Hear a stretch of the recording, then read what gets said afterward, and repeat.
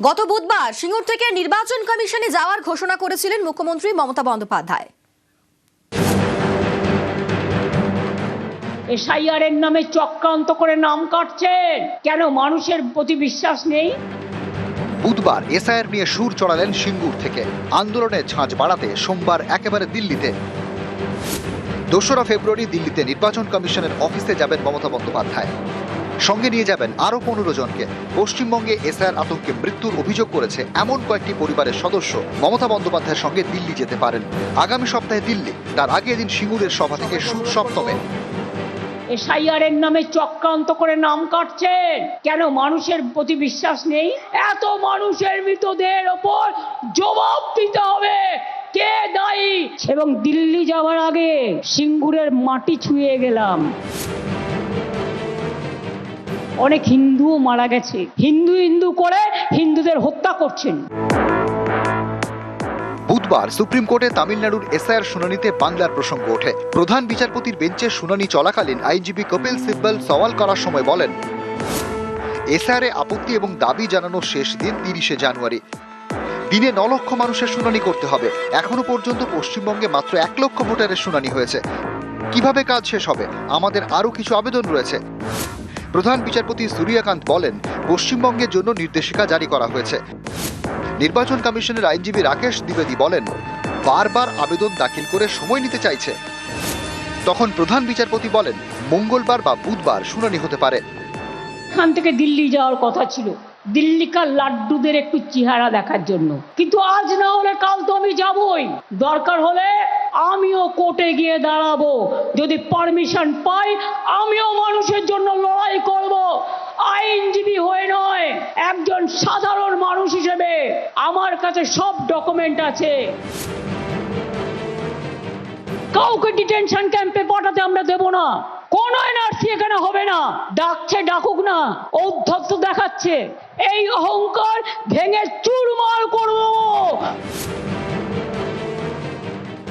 আমাকে তোমরা ঘেচু করবে, তুমি জেলে ভরো, তুমি গুলি করো, আই ডোন্ট কেয়ার। আমি সব কিছুর জন্য তৈরি। আমি জেলে গেলে তো মায়েরা জবাব দেবে। ঘরে ঘরে নাড়ু তৈরি হবে। নাড়ুর সাথে একটা শব্দ মেলাও। আমি প্রথম অক্ষর বলে দিচ্ছি, জয়কার। বাংলার মা বোনেরা জবাব দেবে। বাংলায় ঢুকতে দেব না, দেব না, দেব না। নিউজ 18 বাংলা। জ্ঞানের সাক্ষাতের আগে মমতা বন্দ্যোপাধ্যায়ের সুর সপ্তমে মুখ্য নির্বাচন কমিশনারকে ষষ্ঠ চিঠি মুখ্যমন্ত্রীর। কমিশনের এখতিয়ার নিয়ে প্রশ্ন তুলে চিঠি।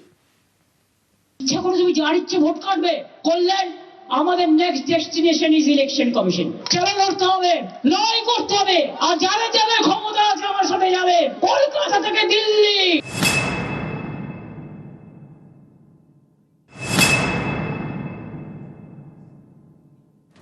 সোমবার দিল্লিতে নির্বাচন কমিশনের দফতরে যাবেন মমতা বন্দ্যোপাধ্যায়। তার আগে শনিবার ফের মুখ্য নির্বাচন কমিশনার জ্ঞানেশ কুমারকে চিঠি দিলেন তিনি। এর আগে 5 বার চিঠি দিয়েছেন। ষষ্ঠ চিঠিতে কমিশনের এখতিয়ার নিয়ে প্রশ্ন তুললেন বাংলার মুখ্যমন্ত্রী। ভারতের নির্বাচনী ইতিহাসে এই প্রথম নির্বাচন কমিশন 8100 মাইক্রো অবজারভার নিয়োগ করেছে বাংলায়।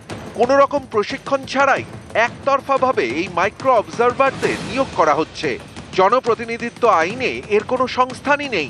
এইভাবে পর্যবেক্ষকদের দিয়ে সমান্তরাল ক্যাডার তৈরি করতে পারে না নির্বাচন কমিশন। অন্য কোনো রাজ্যে এসআইআর চলাকালীন এভাবে মাইক্রো অবজারভার নিয়োগ করা হয়নি। ত্রিপুরার 4 আমলাকে পর্যবেক্ষক হিসেবে নিয়োগ করা হয়েছে। শোনা যাচ্ছে কিছু পর্যবেক্ষক বেআইনিভাবে নির্বাচন কমিশনের পোর্টাল নিয়ন্ত্রণ করছেন। উদ্দেশ্য প্রণোদিতভাবে তারা তথ্যে গড়মিল করার চেষ্টা করছেন। বৈধ ভোটারদের নাম বাদ দেওয়ার জন্য পিছন থেকে কলকাঠি নাড়া হচ্ছে। অসহায়ভাবে দেখা ছাড়া এই আরও এবং ইআরওদের কাছে উপায় নেই। এসআইআর এর ক্ষেত্রে বাকি রাজ্যের সঙ্গে বাংলার নিয়মের বেশ কিছু অমিল রয়েছে বলেও চিঠিতে অভিযোগ করেছেন মমতা বন্দ্যোপাধ্যায়। তার দাবি, যুক্তিগ্রাহ্য তথ্যে বিভ্রাটের তালিকা এবং শুনানিতে ডাকার ধরন অন্যান্য রাজ্যের থেকে বাংলায় আলাদা। মনে হচ্ছে এসআইআর এ বাংলার জন্য আলাদা নিয়ম কানুন চলছে, যার কোনো আইনি ব্যাখ্যা নেই। এটা গণতন্ত্র বিরোধী এবং অবিলম্বে বন্ধ হওয়া দরকার। শনিবার চিঠিতে চড়া সুর, সোমবার জ্ঞানেশ কুমারের সঙ্গে মুখোমুখি সাক্ষাৎ, এসআইআর উত্তাপ চরমে। নিউজ 18 বাংলা। এসআইআর হিয়ারিং এ মেহতাব হোসেন, মল্লিকপুরের স্কুলে শুনানি কেন্দ্রে ফুটবলার, মায়ের নামের সমস্যায় মেহতাবকে হিয়ারিং এ ডাকা হয়। কমিশনের ভূমিকায় প্রশ্ন ফুটবলারের। সম্ভবত মায়ের নাম একটু মুরজান বেগম হোসেন হয়েছিল, তার জন্যই আমাকে ডাকা হয়েছে। এবার দেখুন, যতবার ডাকবে ততবার আসবো আমি ডেফিনেটলি। সরকারকে অবশ্যই আমি সাহায্য করব, কিন্তু এতে কি হচ্ছে আমি এসে দেখলাম মানুষের মধ্যে কত আক্রোশ আছে, কত রাগ আছে এটা নিয়ে। কে লাইনে কাজ ছেড়ে, সব কিছু ফ্যামিলি ছেড়ে, বাচ্চা ছেড়ে এসে লাইনে দাঁড়িয়ে আছে। আমার মনে হয় এইটা আরো প্ল্যানিং করলে বেটার হতো। এসআইআর হিয়ারিং এ অজ্ঞান বৃদ্ধ, মুর্শিদাবাদের ভগবান গোলায় হিয়ারিং এ অসুস্থ, তড়িঘড়ি হাসপাতালে নিয়ে যাওয়া হয় বৃদ্ধকে। এসআইআর হিয়ারিং এ গিয়ে অজ্ঞান হয়ে যান বৃদ্ধ, মুর্শিদাবাদের ভগবান গোলায় হিয়ারিং এ অসুস্থ, তাকে তড়িঘড়ি হাসপাতালে নিয়ে যাওয়া হয়। যে ছবি দেখছেন মুর্শিদাবাদের ভগবান গোলার এই খবর। এসআইআর হিয়ারিং এ গিয়ে অসুস্থ, অজ্ঞান হয়ে যান বৃদ্ধ, মুর্শিদাবাদের ভগবান গোলায় হিয়ারিং এ অসুস্থ হয়ে যান তিনি এবং তাকে তড়িঘড়ি হাসপাতালে নিয়ে যাওয়া হয়।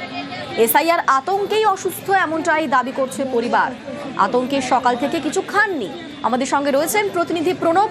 আচ্ছা, এখন কেমন আছেন সেই বৃদ্ধ, কি হয়েছে, তার পরিবার কি বলছে?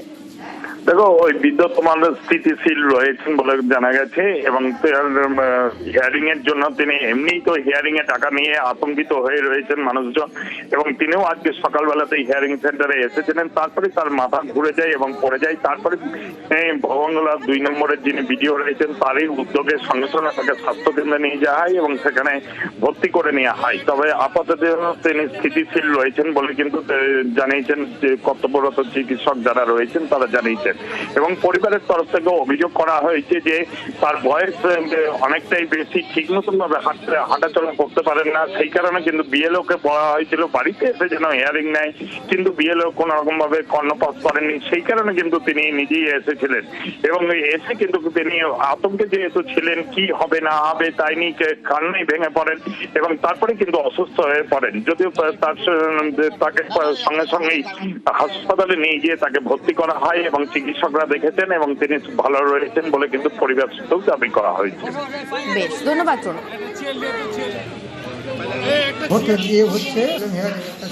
কি হয়েছিল?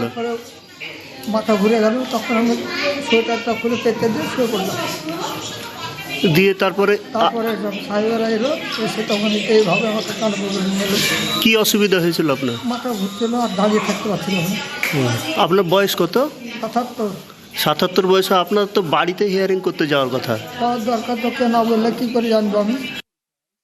শুরু ওই হিয়ারিং এ এসেছিল, হিয়ারিং অনেকদিন হিয়ারিং ছিল, আজ 1 তারিখ হিয়ারিং ছিল, তাই এসেছিল।